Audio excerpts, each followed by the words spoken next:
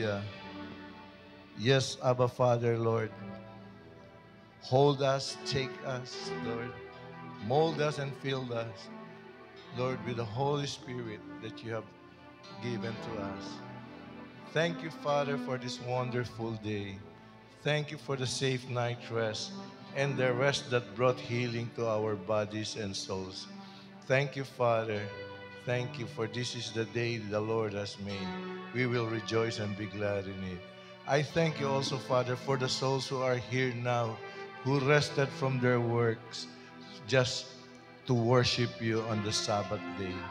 Thank you, Father. And Lord, I know that extra special ang blessings na natatanggap namin sa Sabbath day compared sa daily blessings. Thank you. Oh, Holy Spirit, be with me as I deliver your word. Not my words, but your words, Lord, would fill the hearts and minds of every worshiper, of every believer, Father God. I pray that they would have no reservations and that they would keep their minds and hearts open and receive as they hunger and thirst for your word. I also pray for those who are ailing right now, Father God. I pray, Lord, that the blood of Jesus shed from the cross, Lord, would be flowing from the top of their head down to the soles of their feet and removing all kinds of sicknesses and diseases, Panginoon. And by doing so, Lord, our health will be restored to the original design that you made us, Father. And Lord, as we are healed, Lord, I pray that each one will use the strength you have given us in doing your will, in serving you, in winning souls and making disciples, Lord God. Lord, those are still underway. I pray, Lord, I pray that they will be on time, Lord, to be able to listen to your word today. Thank you, Father. We bless your name. We glorify you in the mighty name of Jesus. And all the children of God will say, Amen. Amen. Okay. Okay. Good morning, everybody. It's nice to be back talking to you again. No? So, grabe, no? Today is the fifth Sunday of Father's Month, no? Though Father's Day or month is a great day to teach about fatherhood in the Bible, it is also the perfect opportunity, no, to connect this body of Christ or this congregation with biblical examples of fatherhood everyone can learn from, no? Kaya yung yung mga nandito nung 4 Sundays ago, no, later sa inyo sabihin nyo, ay, nabanggit na yan. It could be a review. Pero for those, it would be a first-time information. Okay? So, ang first Sunday was the impact of a father's choice. And then the second is the unsung hero, Zebedee's quiet impact. And fatherhood, a divine purpose. And last Sunday, it's the cause of passive fathering. Okay? So, before I continue further, no, naisip ko kasi, wala ako, ewan ko lang nung past 3 Sundays, kung may nag-honor ng father. Kaya, nung Friday, biglaan to, nag-request ako. At merong mga hindi makapagpigil na i-honor ang father nila. So, may I call on asan si Kring Kring? Kring, hindi siya masyadong excited, no? Ngayon, gustong-gusto niya i-honor. Meron ka bang panyo dyan?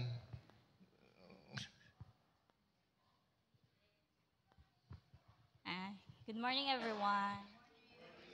Cool ba? Surprise! Sure. Hi, I'm Crystal Shade Balaja under the leadership of Mami Marge. So today, gitagaan mig opportunity para i-honor amo ang godly father. Mag-share lang ko kung unsa ka maayo ang Ginoo sa among kinabuhi ug sa ako ang daddy. So, wala pa gay nag-start ba kay lakon na. Sorry. So, my dad is a hardworking person yun. Tanan man guro nga tatay diri no, kugihan. Amen man. Oh, amen. He works so early that even the sun in the morning can catch up to him. And Ang adlaw, pagawas pa lang, pero siya, nilakaw na para magtrabaho. In my elementary days, I experienced seeing him so often na lang yun kaayo. Kay mulakaw, wala pa ang adlaw, muli, wala gihapon ang adlaw. So, very hardworking kaayo para na siya ikahatag sa mga sobra-sobra pa. In my college days naman, especially itong pandemic, which is wala na siya ga-work sa company, farming na lang, baligya sitaw, kamatis, ampalaya, o kalabasa, ikarga sa motor, pila ginaka-crits, too wala gyud na siya, motor na lang mo surrender sa iyang kakugihan. But he never told us nga, dili na ako ni kaya, or kapoy man uy. And bisan makita na nimo siyang mga mata nga, kapoy na, he still fulfilled his responsibility as a father. And he always telling us, kugi lang, kaya natay Ginoo nga mo provide sa atong needs. Amen. So we grow up nga tanan bagay, magamay, madako, bisan problema kay blessing na sa moa. That's how big his faith is kay Lord. By the grace of God, he helped my father in everything. But one day, my father was hospitalized due a stroke. His left side of his body kay nawalaan gid og kusog. Limited na lang iyang mabuhat, especially sa paghatag og financial sa moa. And that lead him depressed. But bisan og mao to nahitabo, we know nga ang Ginoo gyapon ang ni plan ato. How did we know? Aryang answer. Because if wala to nahitabo, wala mi diri karon. Kay wala ko karon diri naga-testimony kung unsa ang pagbago sa among relationship dira kay Lord, ug wala mi karon naga-serve kay Lord. Siguro wala gihapon mi tarong nga relationship kay Lord ug wala namo nabuhat ang purpose nga gihatag ni Lord sa moa. All happened for a reason gyud dira kay Lord. So today, I want to honor my father who worked very hard. Dili na para sa material na bagay, pero para na kay Lord. So, gila ko. Thank you for guiding us with love and by example so that we can walk to the path of truth. Thank you for being a father to a fatherless. Kay Anghel, you provide and teach us moral values according to God's word. You fulfilled the duty as a parent.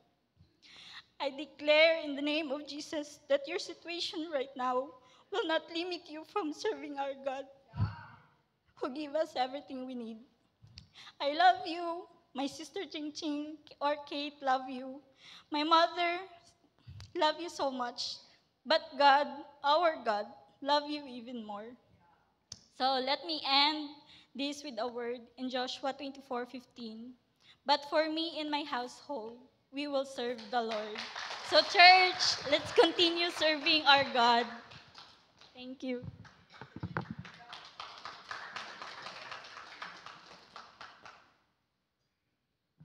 Sarap ng may father, no? Toy, ayaw maghilak, Toy.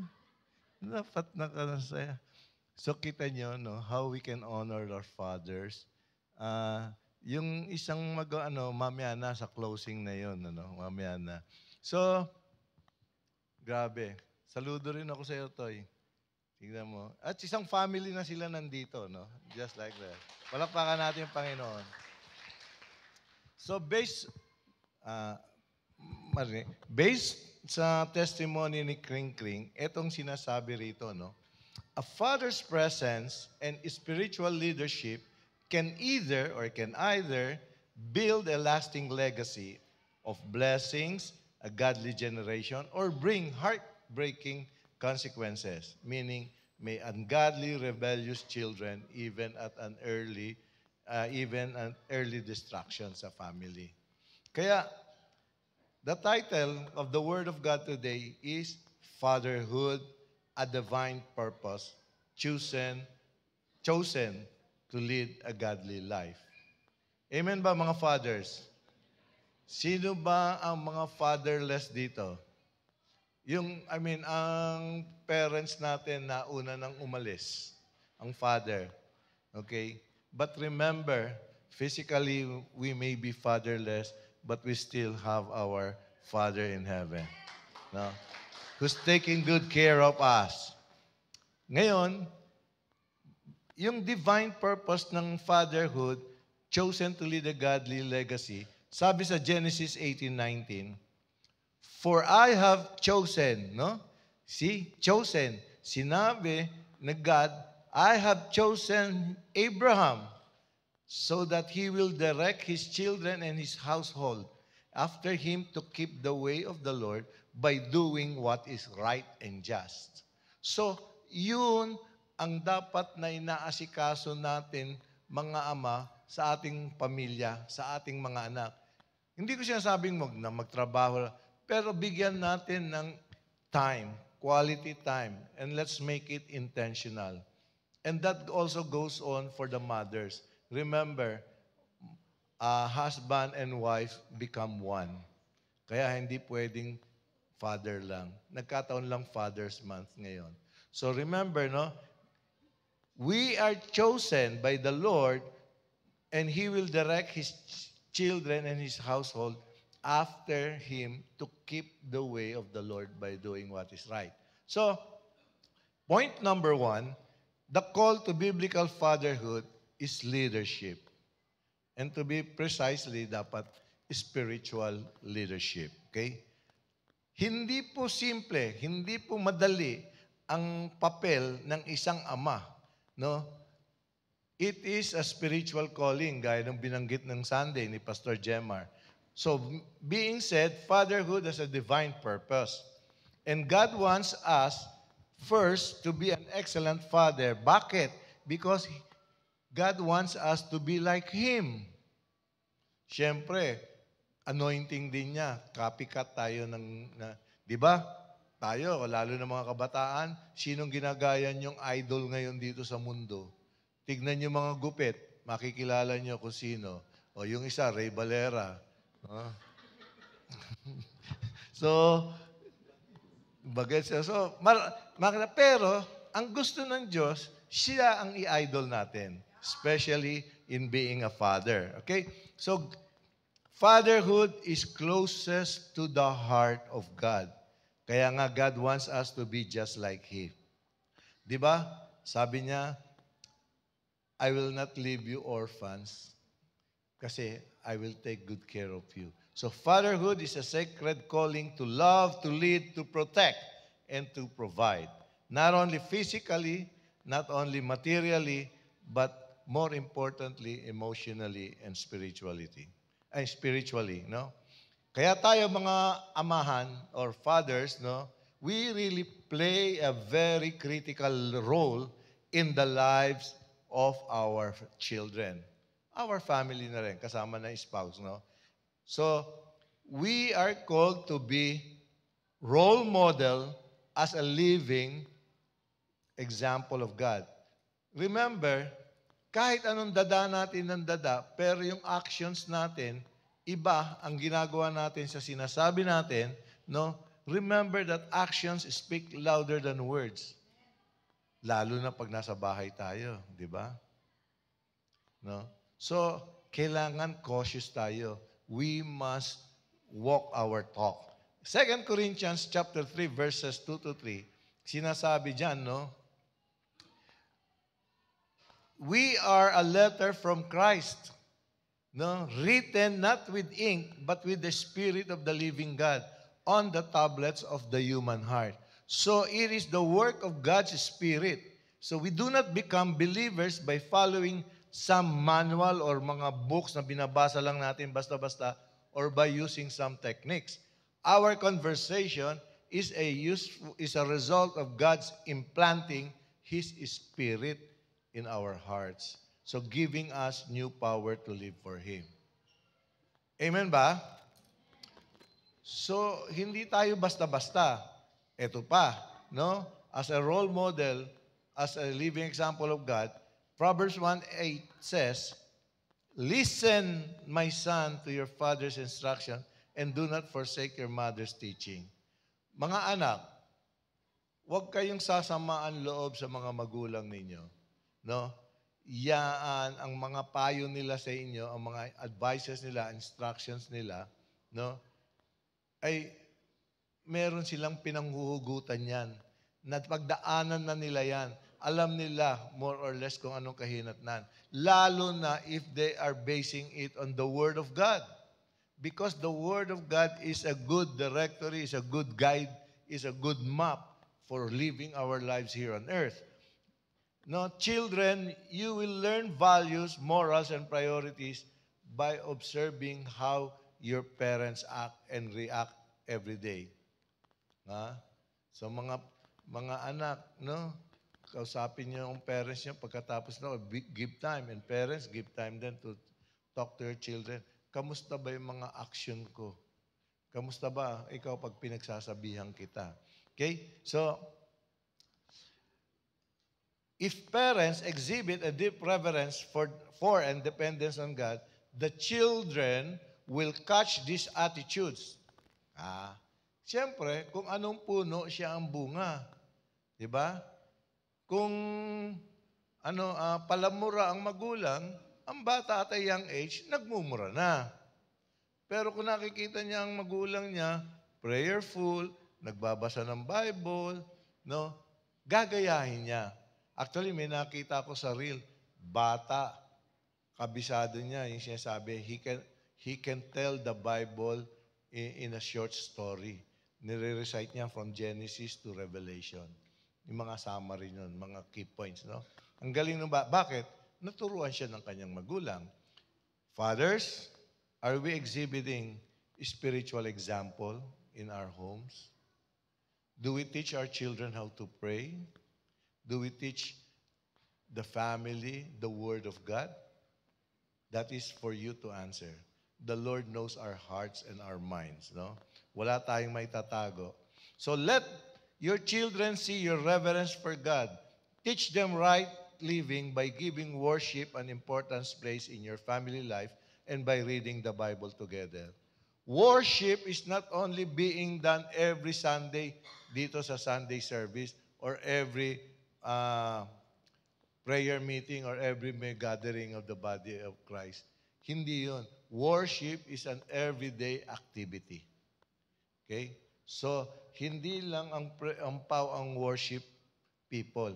All of us here, we are part of the worship team. Kaya, kung makita nyo yung katabi nyo, pupungay-pungay, tanungin mo, nagwo-worship ka pa ba? Lalo na yung mga naka-dark glasses dyan. No? So, as a teacher, teaching the children wisdom is the responsibility of the father and the mother. Especially when dealing with yung daughter, mas maganda mag-share ang mother muna about girl lalo, about being a woman, a lady, kasi mas knowledgeable sila. And ang father naman mag-share din sa anak.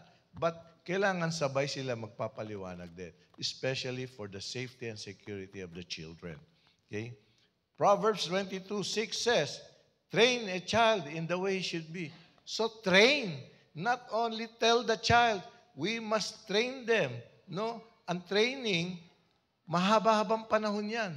Biruin mo, kung i-train natin from a tender age hanggang sa pagtanda niyan, hindi na yan aalis. Okay?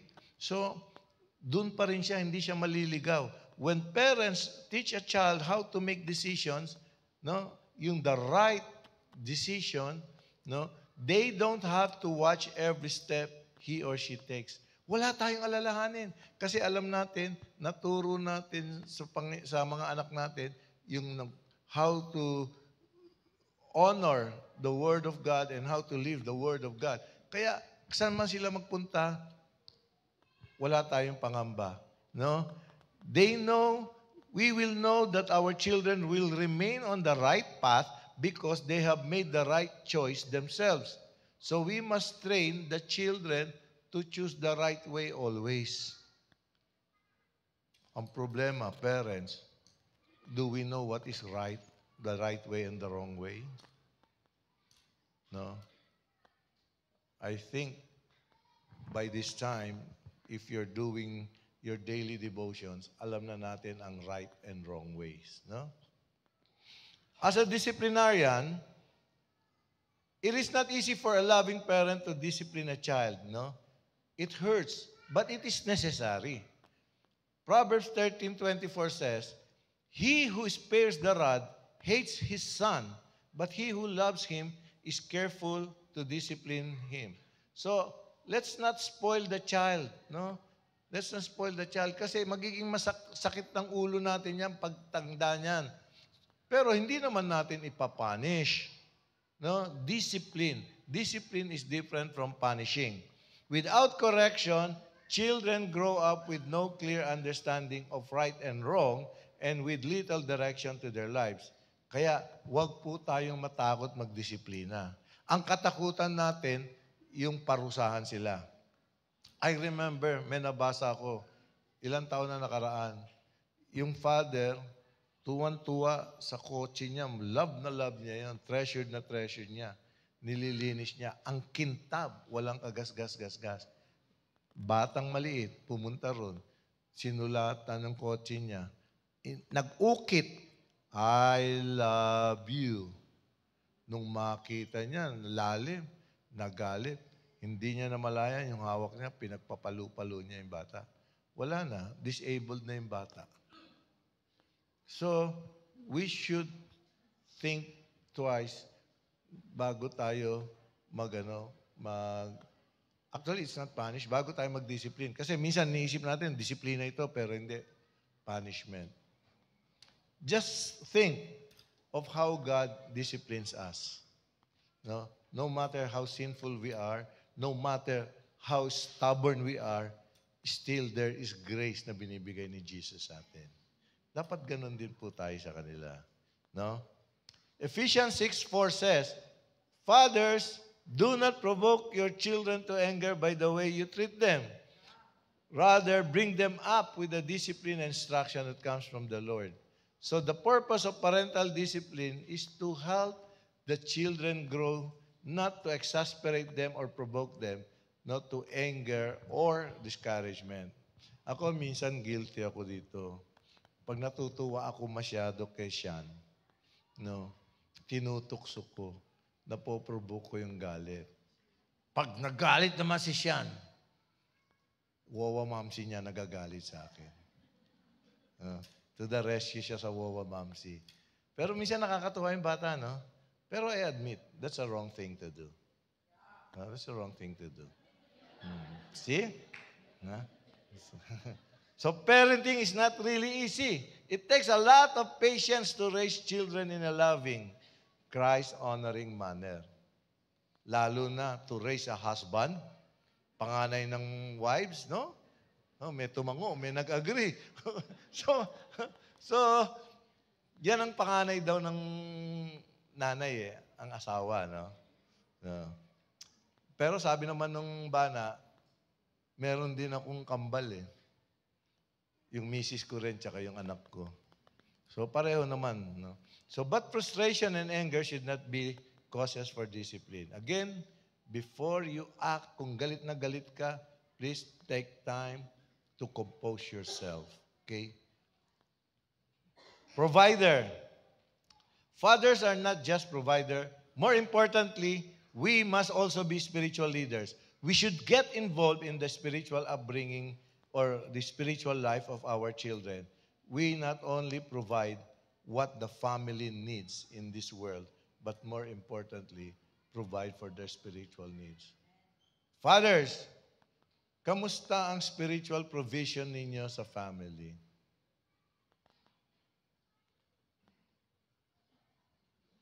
Are there fathers in the house? No? So, kamusta? Or parents? No? Sabi nga sa 1 Timothy 5:8, "If anyone does not provide for his relatives, and especially for his immediate family, he has denied the faith and is worse than an unbeliever." Masahol pa tayo sa hindi nananampalataya. No? Masahol pa tayo sa atheists. Masahol pa tayo sa unbelievers. Kaya, sino ang walang relatives dito? Lahat naman tayo may kamag-anak, di ba? Lahat tayo may pamilya. No? Our family, our relatives are so important in the eyes of God. Kaya nga sinabi ni Paul a person who neglects his family or her family responsibilities has denied the faith. Napaka-importante sa Panginoon Diyos niya. Who created the family? Si God. Diba? Ang mga anak natin, blessing yan sa kanila. So, ang tanungin mo sarili mo, am I doing my part to meet the needs of those included in your family circle? Remember, provision is not just money. Hindi lang money. Give me my money. No? Hindi lang yun. Hindi rin lang clothing. Hindi lang. You need to be a holistic provider. Kasama na yung provision on spirituality. Okay? As a guardian, the greatest responsibility that God gives parents is the nurture and guidance of their children. Okay? Anong sabi sa Genesis 4:9? Afterward, the Lord asked Cain, where is your brother, where is Abel? No? Ang sagot niya, am I my brother's guardian? Noon pa, tumatak na sa akin to. We must be guardians of our children, of our siblings, of the family, of everybody. Even dito sa church, we must be guardians. Alam niyo, si Adam and Eve, akala nila, yung maliit lang yung kasalanan nila, tinikman lang yung mansanas. No? Pero hindi nila alam, nag-result into a very serious consequence. Nagkaroon ng murder, magkapatid, pinatay pa ni Cain si Abel. No? So, grabe. Now, a small sin has a way of growing out of control. So, we, fathers and parents, let God help us with our little sins before those turn into tragedies. So before we guard our children and our family, let's be guardians of ourselves. Let's try every day to live a life pleasing to the Lord. Sabi nga ni Pastor Peter Tanchi, siya raw, pag umaga, paggising niya, ang unang binibigkas niya, Our Father in heaven, holy be your name. Your kingdom come, your will be done on earth as it is in heaven. He is every day recognizing that God is his Lord, is his King, is his Savior, is everything. Nasa ilalim siya. So by doing so, nag-iingat siya. No? So, napulot ko yun sa kanya. Kaya nga, fatherhood is a tall order from the greatest Father of them all, our God the Father. Okay? So, meron namang fathers na tinatawag tayong passive fathers. You know what? Passive fathers invite chaos. Ano itong passive fathers? Walang pakialam, sige lang. No? Pabayaan mo na, bata pa yan eh. Hindi niya alam ginagawa.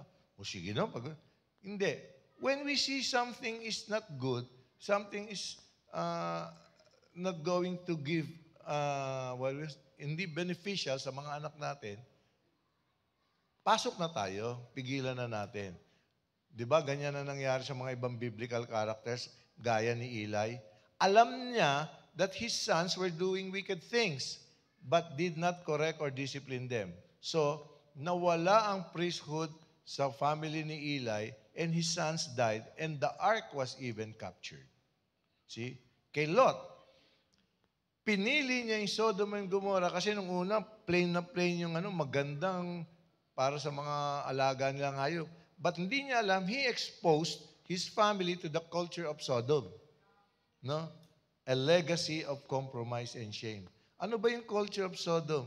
Diyan nanggaling yung salitang sodomy na ibinabalik uli ng LGBTQ sa Sogo Bill. Binabalik na yan. No? From the word itself pa lang, it's so dumi. No? Hindi na natin dapat No? Doon tayo sa malinis. Okay.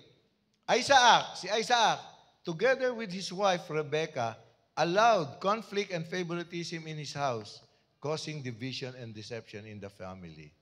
Aha, sino may mga pabor-pabor dyan sa mga anak? Ha? Walang pabor-pabor sa anak, pero yung apo, pabor na pabor. Na, yung tinuro sa anak, nung pinalalaki yung anak, pagdating sa apo, iba na. Pag ginaya ng anak, pag disiplina, nung natutunan niya sa tatay niya, magagalit yung tatay, ang lolo. Wag ganyan. Ganyan mo kami pinalaki. Mali yun. At least na-recognize ng grandfather, no? No. Si David also failed to discipline his sons, si Amnon and Absalom. Ano nangyari? Nagkaroon ng family dysfunction. Nagkaroon din ng civil war in his kingdom. Remember, iwasan natin magkaroon ng family dysfunction sa ating family. No? Akala, civil war. Ganun. Magkakaroon din ng giyera sa ating pamilya. Magtutuloy-tuloy pa yan. May damay-damay pa yan. May collateral damage pa yan. Okay? So, tignan mo yung katabi mo. You tell your neighbor to your right. Na, silence and passive fathering are dangerous. Okay. Ikaw naman, sabihin mo sa kaliwa mo. Sabihin mo sa kaliwa. Failing to confront sin is not love. It's negligence.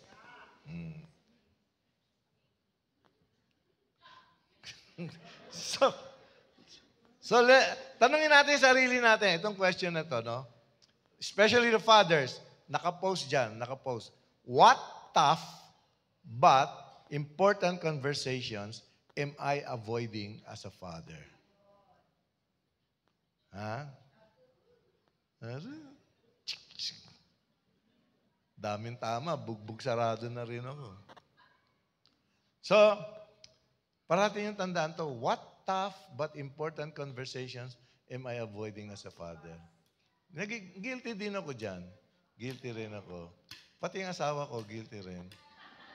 Lahat naman tayo guilty. Meron tayong iniiwasan, di ba? Okay. So, next, active fathers shape generations. Sino ang active fathers dito? Active matulog, active sa cellphone, active sa games, active sa gadget, no? Hindi tayo ang generation na may shape natin dyan, maling generation. Okay. Etong scripture na ito, madalas namin ginagamit sa dedication. This is Deuteronomy 6:5-9. No? Kita mo ha? It's all full of command. Love the Lord your God with all your heart and with all your soul and with all your strength. These commandments that I give you today are to be upon your hearts. So command. Inuutusan tayo ng Panginoon Diyos. Impress them on your children. Idikdik nyo sa kukutin nila. Ulit-ulitin nyo kung nakalimutan. Impress. No? So talk about them when you sit at home and when you walk along the road. And when you lie down and when you get up. When I lie down and when I get up, cellphone. When I sit, cellphone. Cellphone lahat. Where is your Bible? Cellphone. Okay?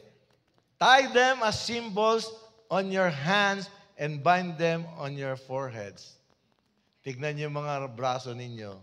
Maraming kumukuti-kutitap na mga alahas. Pero in the Word of God.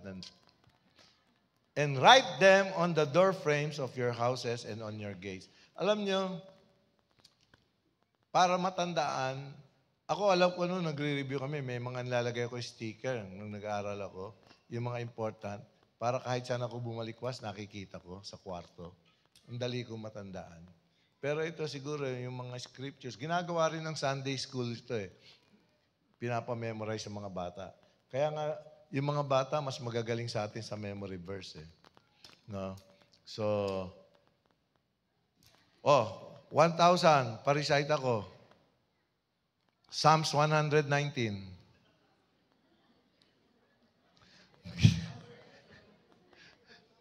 So, This scripture, Deuteronomy chapter 6, verses 5 to 9, kitang-kita natin, it sets a pattern that helps us relate the Word of God to our daily lives and families. Parati namin pinapaliwanag ito sa parents nung magde-dedicate ng anak. Because this is the responsibility of the parents. Even the ninongs and the ninangs. And all the aunties and the uncles. No? And even the whole congregation. Hindi nyo ba nakita, nakakatuwa? Ang bata malalapit sa lahat ng member ng body of Christ dito. Kasi they feel secure, hindi sila natakot, natutuwa sila, no? Lalapit, bless, maraming pagkain, di ba? So, wag lang kayong lalapit sa isa. Talagang, pandidilata kayo ng mata. Hindi. Tuwa-tuwa yung mga bata, no? That is how we should treat the children, no? Teach His commandments to our children and live each day by the guidelines in His Word. So, kailangan paulit-ulit natin. You put what do you call this? Radio or patugtugin niyo yung worship song the whole day sa kwarto ng mga bata, tapos yung memory verse, ganyan, para lalo silang mahinog. Okay? Fathers shape not only their homes, but also their children's hearts. What matters to us will one day matter to them. No? So wag natin babaliwalain yun. No? Ay, mas importante ito sa akin. Pagdating ng araw, mas importante rin yung kanila kaysa sa iyo. So what matters to us will one day matter to them. So if they see that their lives, our caring for them is of talagang prime importance, it matters to us a lot, ganun din gagawin nila sa mga next generations. At hindi nila po tayo kalilimutan. Okay? So, what you prioritize, your children will inherit. I've been there, no? Mali ang mga priority ko sa araw-araw. Pero I'm just grateful kay Lord nung binunot niya ako, nabago ko. And then, may mga rin, kaming hindi magandang samahan kasi 53 years old na ako malalaki ng mga bata Pero right now, I thank the Lord, naging close pa rin kami. No? Yung na-restore ang aming relationships, okay? So, ang mga bagay na binibigyan ng halaga, yun din matututunan nila mula sa atin. Anong araw? Anong barkada, inom, sports, no time for the family. And one thing I missed at all, because of my work, absentee father ako seeing them grow up. Seeing them grow up. Hindi ko na-enjoy talaga yun. Saturday and Sunday lang, pero napupunta pa ako sa barkada. Kaya, ang laki ng pagsisisi ko nun, no? But there are a few times na nakakasama rin ako. And I praise God, naalala ng mga anak ko yun. And I also praise God, grabe ang pagtrato ng mga anak ko sa akin. Hindi sila nagtanim ng galit. No? So, glory to God. No? So, sa mga daddies, hindi lang tayo providers, but we should get involved in the lives of our children. Get involved, pero hindi mo papakialaman ang desisyon nila pag malaki-laki na sila. They have their own decisions to make. We can just guide them. Pero, mga anak, hindi ko may desisyon na kayo, aalisin nyo na yung respeto and honor sa parents. That is a command from the Lord. Honor and respect your parents. The first command with a promise. And you will live a long life to the fullest. Minsan kasi, mga iba, pinag-aral na ng magulang, no? Naghirap talaga. Pero pagtanda, kinalimutan na yung paghihirap ng magulang. Nilait-lait pa. Hindi ka kasi nakaka-college Pero pinagtapos sila ng matanda.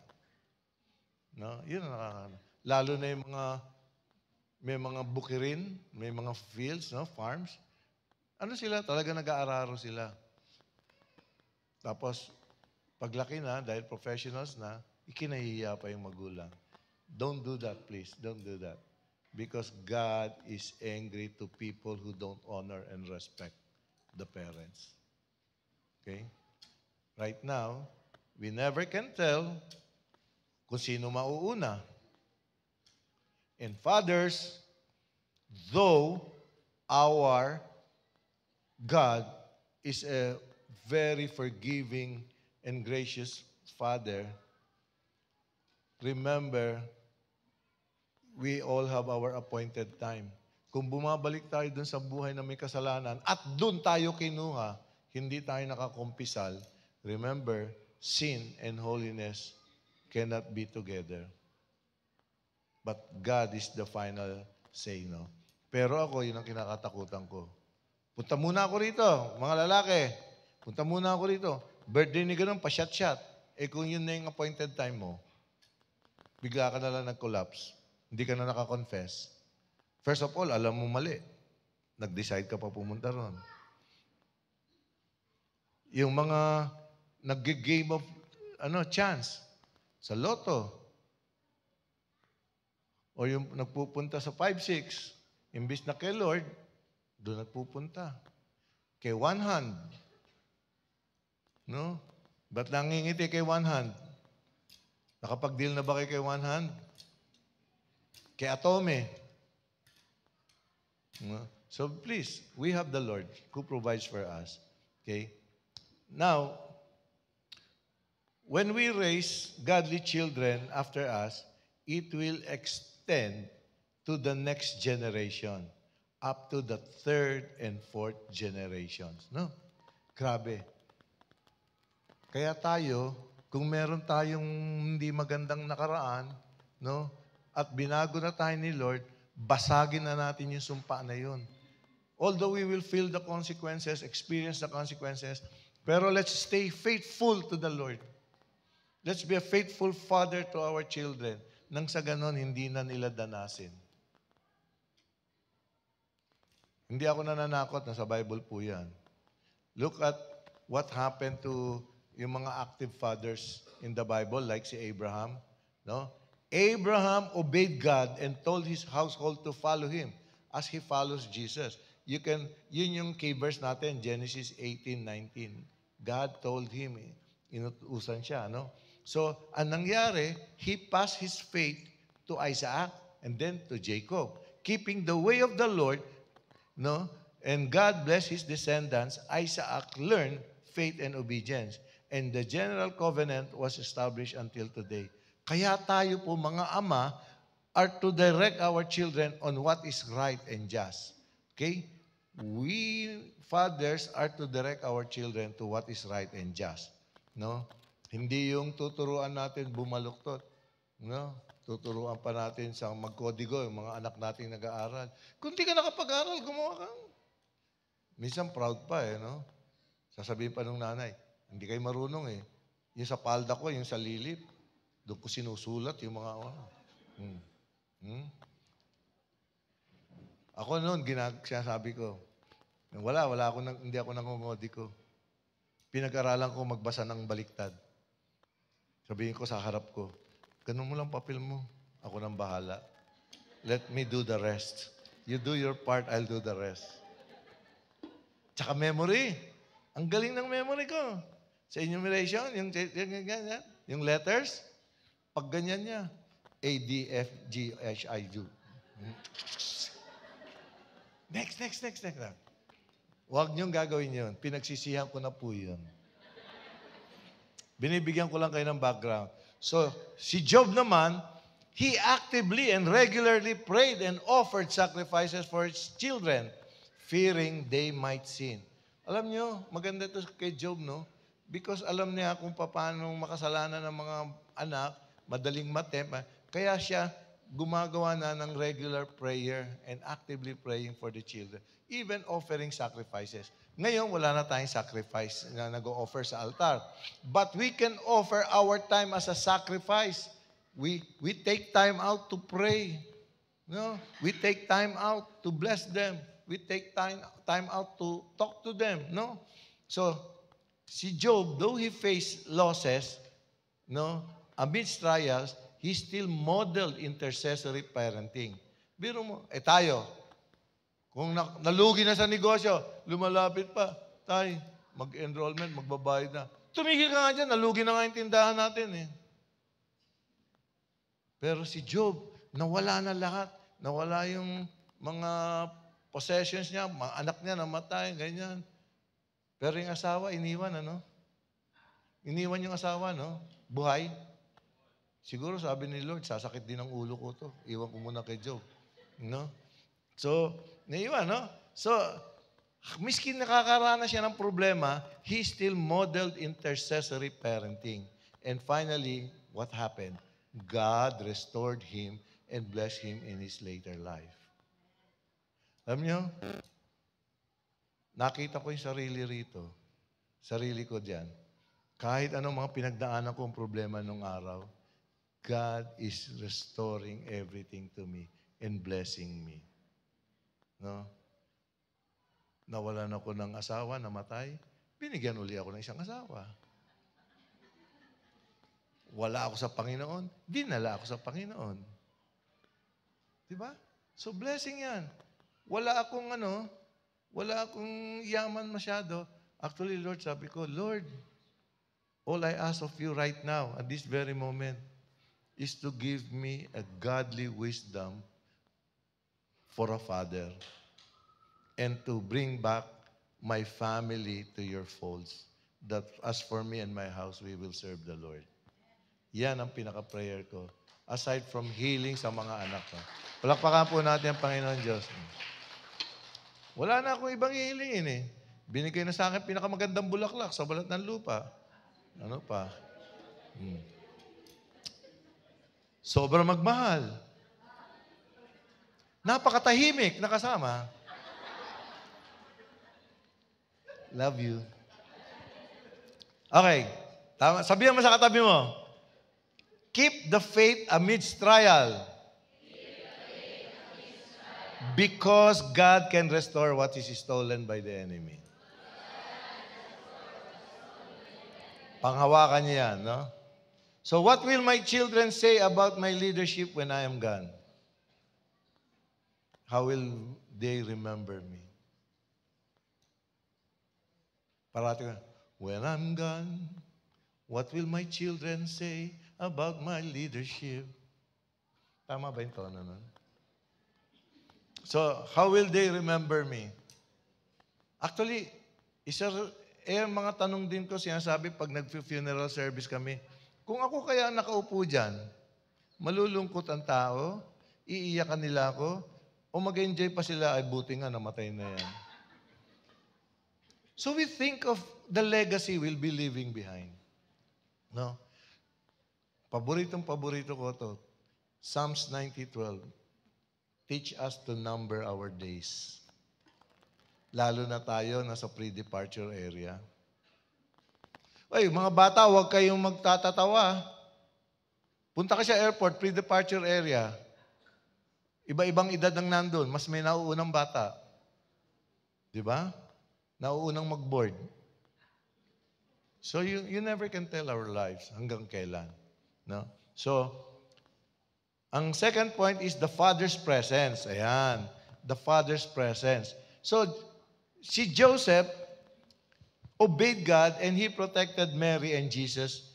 No? He obeyed God's guidance in dreams and led his family to safety. You can read Matthew 1 and 2 about that. So Jesus, because of yung presence ni Joseph sa upbringing ni Jesus, Jesus grew in wisdom and stature. Although, syempre, alam natin anak siya ng Diyos, no? Joseph modeled quiet obedience and spiritual leadership. Parang ako yun, quiet obedience din ako. Pag nakasabaan ko, quiet obedience din ako.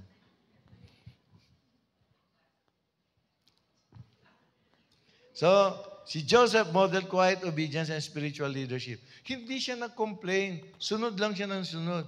He was present in every decision made, no? Kaya Joseph was so involved in raising Jesus Christ. Si Zebedee naman, he taught his sons to give priority to spiritual things and even allowed his sons, si James and si John, to follow Jesus living the family business. No? Siguro kayo, may negosyo kayo, yung aalis yung anak nyo, ba't ka ba? Sino mag-asikaso sa tindahan, sa negosyo natin? Pinaprioritize ang negosyo. Sino magdidilig ng halaman dito? Sinong parating yung pinaprioritize ang earthly things, no? So, his sons, si James and John, also learned fishing from him because that is their source of livelihood. But Zebedee recognized that following Jesus for his son was far more important than the earthly pursuits. Kaya, a father, si Zebedee shows what kind of a father he is. He valued God's calling over earthly gain. Kayo, kamusta ang calling natin? Kamusta? Sinabi magsimba tayo, ay may overtime ako. Ay kailangan ko. Magtitinda ako, mag-open ako. I praise the Lord for the people who put aside yung earthly activities nila on the Lord's Day every Sunday. Alam nyo ba? Sige, palakpakan natin pa. Alam nyo ba, yung oras na nilaan nyo sa Panginoon Diyos, pagbabalikan nyo yung mga gawain nyo, sobrang ibibigay niyang oras at madali niyong gawin yung mga nakabinbin na gawain. Okay? So a father who valued God's calling over earthly gain, ganyan si Zebedee. His sons, si James and John, became among the foundational apostles. So, remember, Father's presence is not just being present physically, but emotional and spiritual guidance into doing God's purpose. Kung walang spiritual guidance, children will just follow the culture of the world. No? Grabe. Anong gusto niyo sundan ng anak niyo? Yung kultura ng salita ng Diyos o yung kultura ng kamunduhan? Again, fathers, let's ask this question, no, sa sarili natin. Am I preparing my children or my family for God's will or just for the world? Naalala ko tuloy, isang Chinese, malaki ang tindahan niya, nagkasakit. At medyo talagang mahina siya. Sabi ngayon, nasa hospital siya. Paggising niya, sabi nung asawa, nandito yung mga anak mo. Si ganito, nandiyan. Si ganito, nandiyan. Si ganito, lahat. Anong ginagawa niyo rito? Sinong tatao sa tindahan? May sakit na, negosyo pa rin ang iniisip. Pero si Zebedee, o tayo mga fathers, we should give priority to what is spiritual. Okay? Let's prepare our family for God's will, no, not for the world. Third point, chosen to lead a godly legacy. Totoong malaki ang impact natin sa mga anak natin, no? Even in their lifetime. Kaya the enemy makes us his prime target. Pero wag tayong mabahala. Wag tayong sa Bisaya yon? Kabalaka. Kabalaka. No? Kasi bakit? Kasama natin ang Holy Spirit. So when we become God's people through faith in Jesus Christ, we are chosen to lead a godly legacy. And the Holy Spirit will empower us to follow His truth. Kaya fathers are the enemy's target. Like dito, as a spiritual family, kami ang main target ng kalaban. So pag baluktot ang sinabi namin sa iyo, ang tinuro namin sa inyo, sa liwas at katuruan ng Biblia, then maliligaw kayo. But we make sure we are covered by the blood of Jesus. No? And you pray also for your pastors as we pray for you too. Kasi kailangan din namin ang prayers ninyo. Okay? Ang naka-assign sa amin mga demonyo, matataas yun. Matataas ang ranggo. Mas matindi. No? So, the enemy will destroy and distract the leader or the father, and the enemy will incapacitate our next generation. Totoo, on our own, hindi natin kaya, pero wag po tayong matakot at wag natin kalimutan kasama natin ang Holy Spirit. Therefore, we must endeavor to lead a godly legacy. At dahil kasama natin ang Holy Spirit, through faith in Christ Jesus, we are being changed to lead a godly life. Amen? Kaya nga, sabi sa Romans chapter 8, verse 5 to 6, etong paalaala sa New Living Translation, those who are dominated by the sinful nature, think about sinful things. Sino ang nadadaig o nakatanikala pa sa kasalanan? Pinalaya na tayo ng Panginoong Hesukristo, pero nagpaalipin pa tayo sa kasalanan. Pag gano'n ang nangyayari, hindi tayo makakawala sa kasalanan. No? But those who are controlled by the Holy Spirit think about the things that please the Spirit. So letting your sinful nature control your mind leads to death. Letting the Spirit control your mind leads to life and peace. Kailangan ko pa bang paliwanag yan? Klarong-klaro. So, let's not allow ourselves to be dominated by our sinful nature or by the flesh. Let's submit to the Holy Spirit. By being humble, let's just be humble, be teachable, and be willing to change. Sabihin niyo, be humble, be teachable, and be willing to change.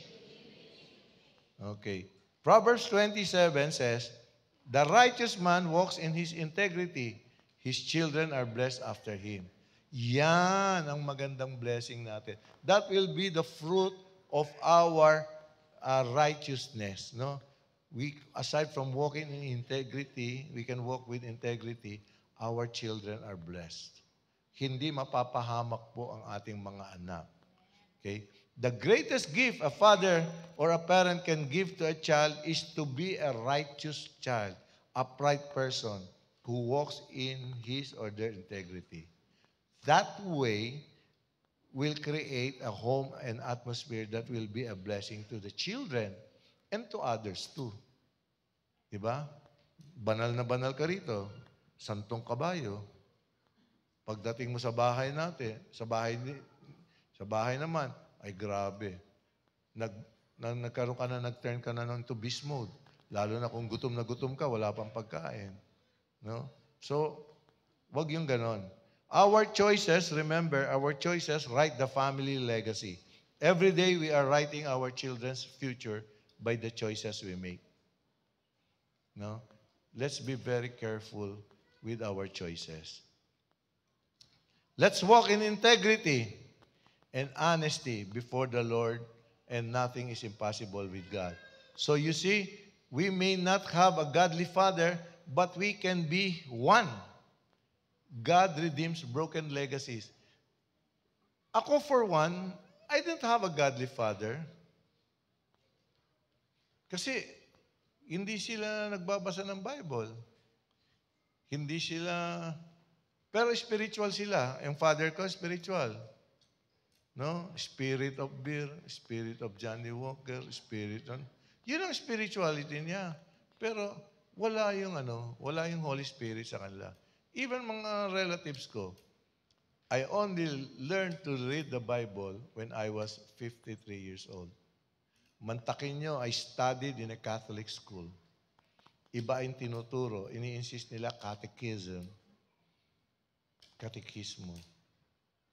Miski nung college na ako at nung nag-masteral ako, may theology pa rin.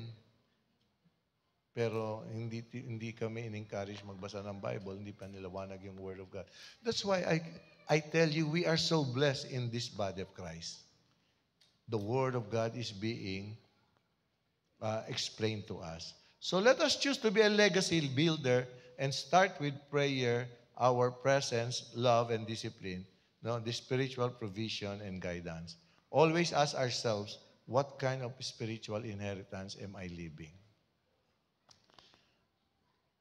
Sabi nga ni Pastor Peter Tanchi, we only have one shot with our families.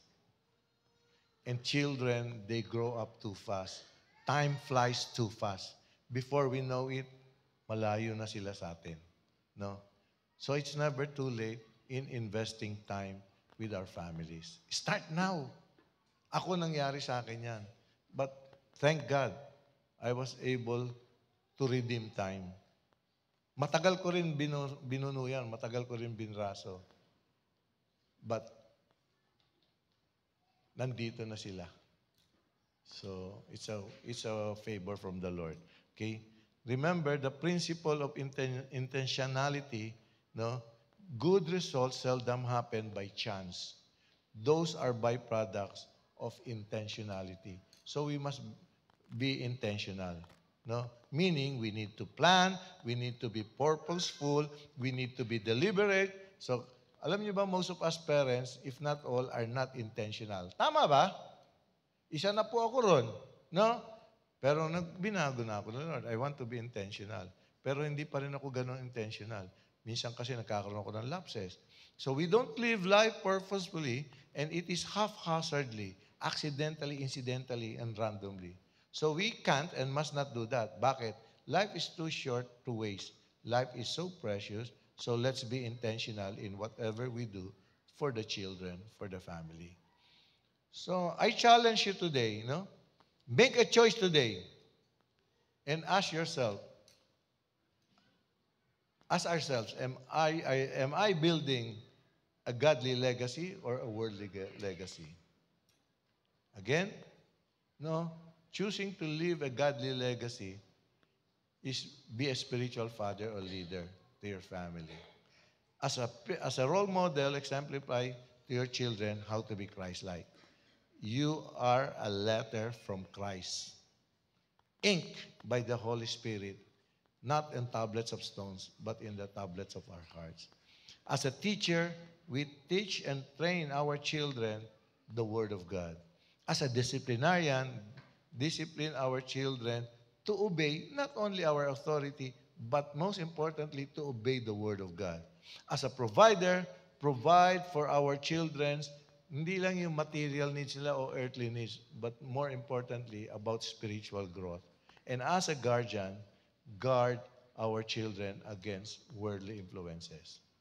Sino po sa inyo ang alam ninyo, yung activities ng anak ninyo, araw-araw pag umalis ng bahay at pag-uwi, sa nagpunta saan galing? Anong ginawa sa labas ng bahay? Eye-opener?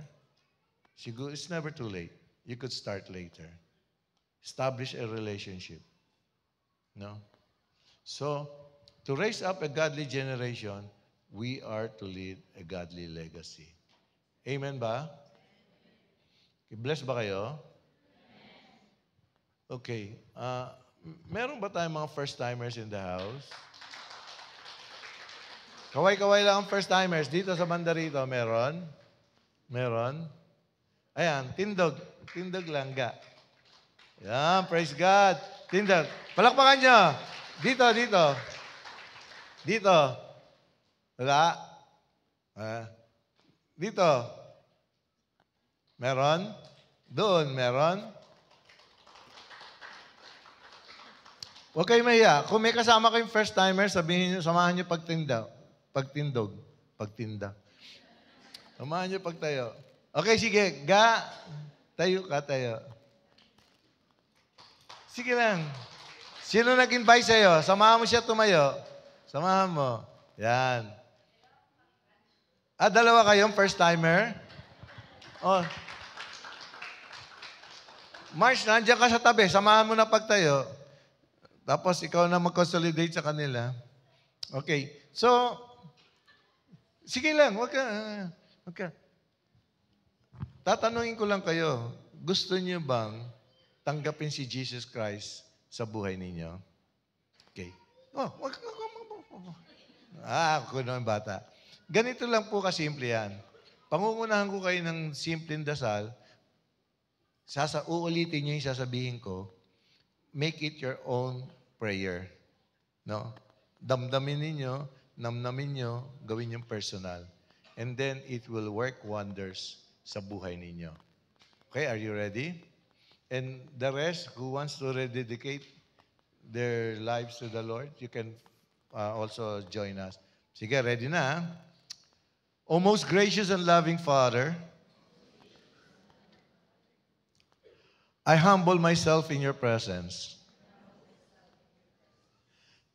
And I admit that I am a sinner. I need a Savior. And I need your forgiveness, Father God. So I thank you for sending your Son, Jesus Christ, to die on the cross for me to be saved from all the sins I have committed. And because of that, I now declare with all my heart, with all my mind, that Jesus is my Lord and my Savior. Thank you, Father, for your love, for your mercy, for your forgiveness. Thank you, Jesus, for giving me another chance in my life and bringing me back to the arms of the Father. Lord Jesus, come into my life. Lord over my life. Guide guide my daily activities and help me to always stay on the path of righteousness. We thank you, Father, in the mighty name of Jesus, my Lord and Savior. Amen. Amen. Amen. Palakpakan natin. Okay. Alam nyo ba? Alam nyo ba? Yung prayer na yan, no? May ma-experience kayo nakakaiba. It's a very simple prayer, but a very powerful prayer if you really prayed it sincerely in your heart. No? So, mamaya, lapitan kayo ng stewardess dyan sa tabi niyo. So, sige. Alam nyo, hindi pa tapos yung honoring ng Father, no? But before mag-honor, let me close the prayer. Let me close in prayer. Father, Lord, thank you for your word. Lord, I pray that you give us the wisdom, not only of an earthly father, Lord, but also your wisdom as our heavenly Father. Lord, I pray, Lord, that every father here or every parent here would be intentional, Lord, in raising the family so that, Lord, the family would serve you all the rest of their lives, Father God. I pray also, Lord, that you guide us in disciplining our children. Guide us in training, in teaching the family, Lord. Lord, guide every words that we utter, Lord. Kung hindi rin maganda, Lord, huwag niyong hayaan na salitain namin, sabihin namin yan. Let only our mouth declare the words that come from you. Positive words, words that build up, Lord. And thank you, Lord. Thank you again. We bless your name in Jesus' mighty name. Amen and amen. Okay. Ngayon, meron tayong second honoring. No? So, sabi ko nga sana, isa lang pero excited siya to honor. So, tinatawag ko si Angel. Angel Bual.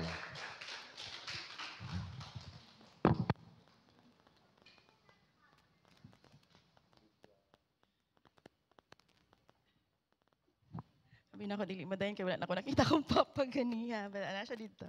So, good morning, everyone. Surprise, Father Earth. So, I thank God for this privilege to honor my Papa today. Pa, I love you. Makalipay kaayo ang mga ginabuhat ni Lord sa imo ang kinabuhi. Dati laman lang ka sa among prayers. Kuha na ni karang pang birthday, message man ni, advance na ni para sa October birthday. Makalipay ang mga ginabuhat ni Lord sa imong kinabuhi. Dati laman lang ka sa among prayers and karon answered prayer. Na ka dinhi sa Sunday service. No, nag-life group with Daddy, nag-Sol 1, and biskan on and off, no? Makagraduate man daw na, ingon sa mong principal. Mag-exam ni siya unya. So, no, praise God kaayo. So, ang the best jud na gibuhat ni Lord sa iyang kinabuhi kay. For how many years, no?